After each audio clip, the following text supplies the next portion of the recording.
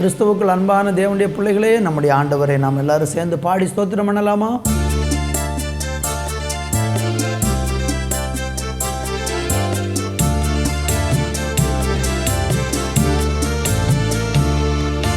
மகா மகா பெரியது உம் இரக்கம், ஒவ்வொரு நாளும் புதியது உம் கிருபை.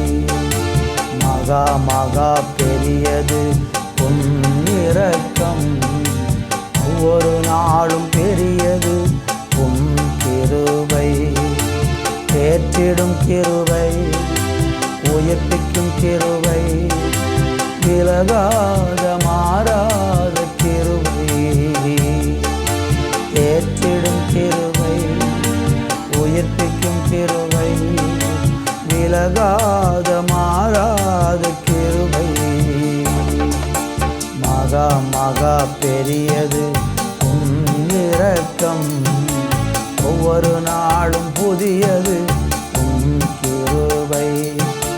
மகா மகா பெரியது உம் இரக்கம், ஒவ்வொரு நாளும் புதியது உம் கிருபை. மிக பெரிய வேதனையில் இடுக்கண்கள் மத்தியில் விழுந்துவிட்டேனும் கரத்தில். மிக கொடிய வேதனையில் இடுக்கண்கள் மத்தியில் விழுந்துவிட்டேனும் கரத்தில். கொள்ளை நோய் விலகணும், ஜனங்களெல்லாம் வாழணும், உம் நாமம் உயரணுமே. கொள்ளை நோய் விலகணும், ஜனங்களெல்லாம் வாழணும், உம் நாமம் உயரணுமே. கொள்ளை நோய் விலகணும், ஜனங்களெல்லாம் வாழணும், உம் நாமம் உயரணுமே. கொள்ளை நோய் விலகணும், ஜனங்களெல்லாம் வாழணும், உம் நாமம் உயரணுமே. தேற்றிடும் கிருபை, உயிர்ப்பிக்கும் கிருபை, விலகாத மாறாத கிருபை. தேற்றிடும் கிருபை, உயிர்ப்பிக்கும் கிருபை, விலகாத மாறாத கிருபை. மகா மகா பெரியது உம் இரக்கம், ஒவ்வொரு நாளும் புதியது உம் கிருபை. மகா மகா பெரியது உம் இரக்கம், ஒவ்வொரு நாளும் புதியது உம் கிருபை. மகா மகா பெரியது உம் இரக்கம், ஒவ்வொரு நாளும் புதியது உம் கிருபை. ஒவ்வொரு நாளும் உம்முடைய கிருபை புதிதாக இருக்கிறதற்காக நன்றி ஆண்டவரே. உம்முடைய மகா பெரிய கிருபைகளை நினைத்து நாங்கள் உம்மை ஸ்தோத்தரிக்கிறோம் அப்பா.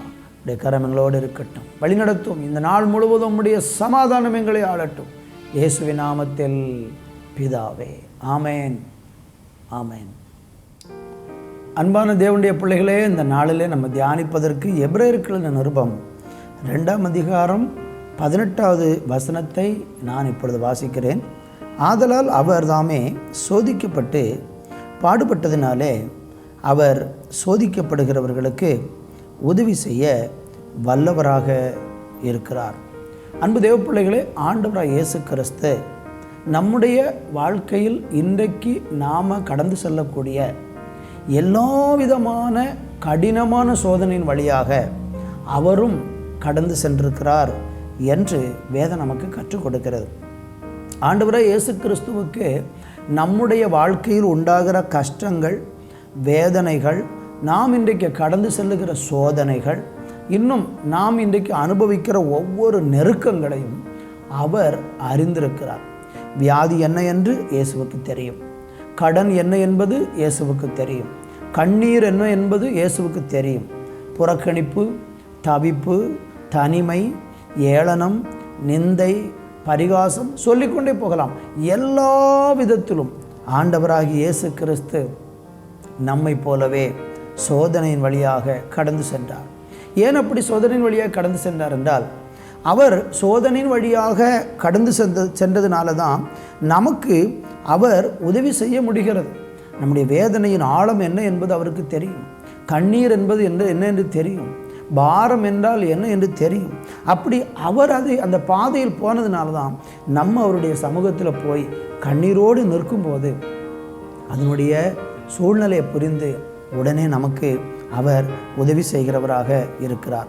நீங்கள் அதே எபிரேயர் நிருபத்திலே 4ஆம் அதிகாரம் 15வது வசனத்தை படிக்கும்போது வேதம் சொல்லுகிறது, நம்முடைய பலவீனங்களை குறித்து பரிதபிக்கக்கூடாத பிரதான ஆசாரியன் நமக்கு இராமல் எல்லா விதத்திலும் நம்மை போல் சோதிக்கப்பட்டும் பாவமில்லாதிருக்கிற பிரதான ஆசாரியரே நமக்கு இருக்கிறார். இயேசுவுக்கு நம்மை போலே சோதனை வந்தது.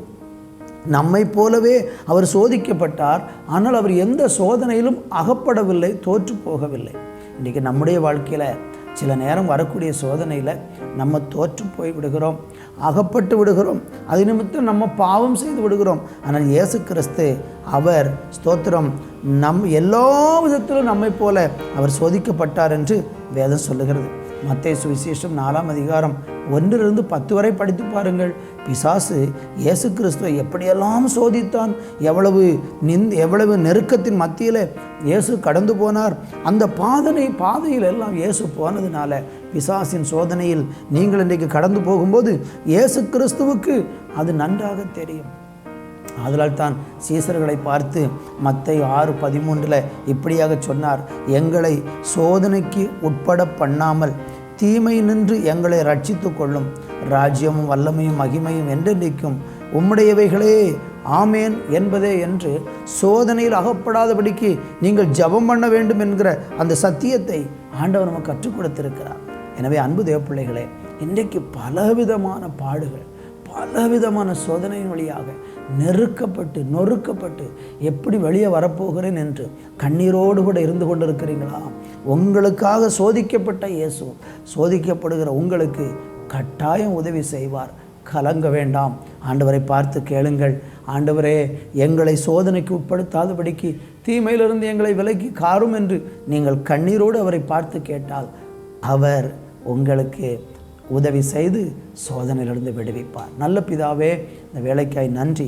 யாரெல்லாம் இப்பொழுது தாங்க முடியாத பாடுகள், தாங்க முடியாத வேதனையின் வழியாக கடந்து சென்று கொண்டு இருக்கிறார்களோ, அப்படிப்பட்ட பிள்ளைகளுக்கெல்லாம் அந்த சோதனையிலிருந்து ஒரு விடுதலையை கர்த்தர் கொடுத்து நீங்கள் ஆசீர்வதிக்க போகிற நல்ல கிருபைக்காய் நன்றி நன்றி நன்றி. விடுதலையை கட்டளையிடும் இயேசுவின் நாமத்தில் பிதாவே, ஆமேன் ஆமேன்.